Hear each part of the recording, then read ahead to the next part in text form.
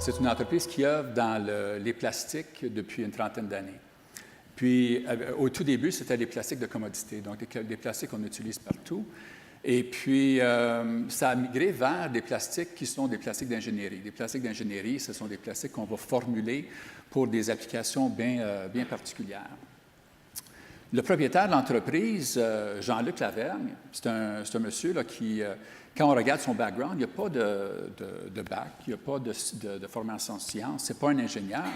Mais ce qui est intéressant chez lui, c'est de pouvoir regarder une situation et dire, mais il y a une opportunité dans ce marché-là, mais comment je vais faire en sorte pour aller capter cette opportunité-là et garder l'opportunité. Donc, je vais vous donner l'exemple qu'il a fait.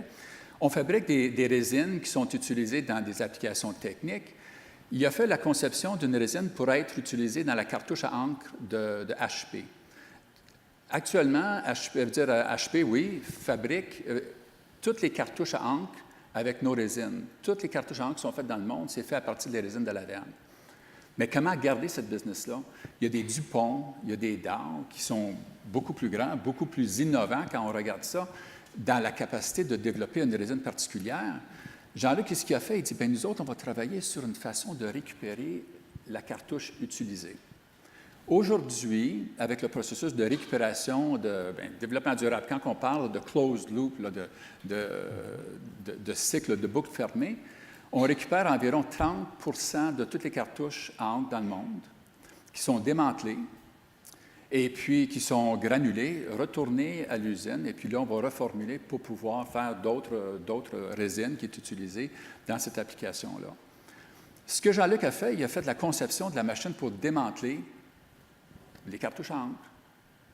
Pas de système vraiment compliqué, là. C'était quand même ardu, mais il dit, avec ça, on va pouvoir établir une relation qui est maintenue à long terme.